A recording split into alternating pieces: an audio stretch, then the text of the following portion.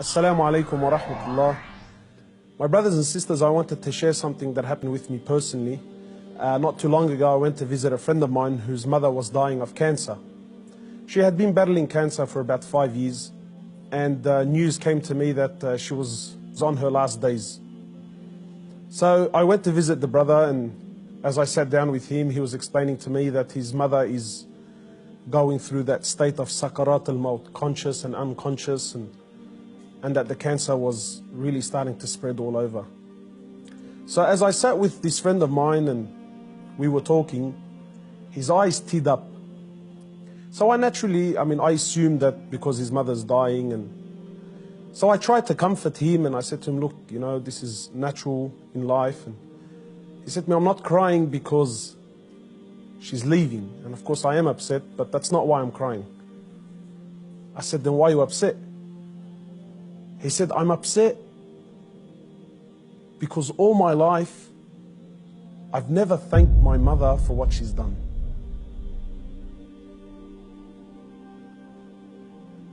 And honestly, I can't explain what happened to me when he said these words, He said, all my life, I've never once in my life said thank you to my mum. He said, and now that she's sitting in the next room and she's alive, but she's conscious and unconscious, and even if I spoke to her, she's not going to be able to understand or comprehend the words that I'm saying. And wallahi, my brothers and sisters, this really affected me.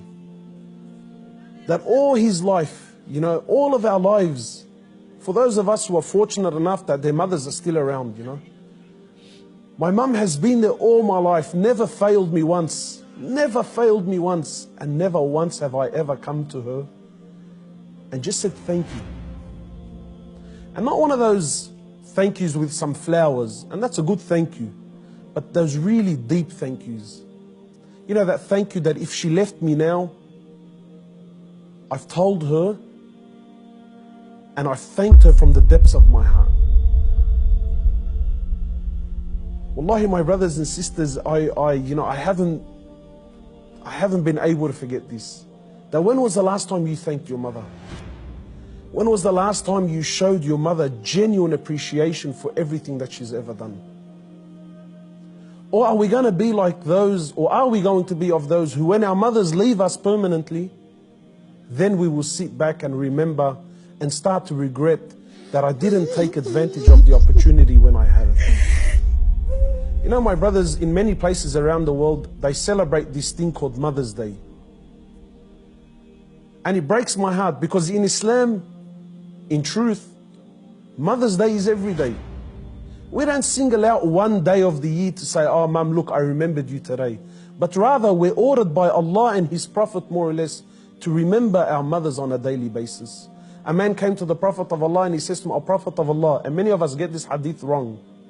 He says, O Prophet of Allah, who is most deserving of my kind treatment? He says to him, your mother. He says, then whom? He said to him, your mother. He said to him, then whom?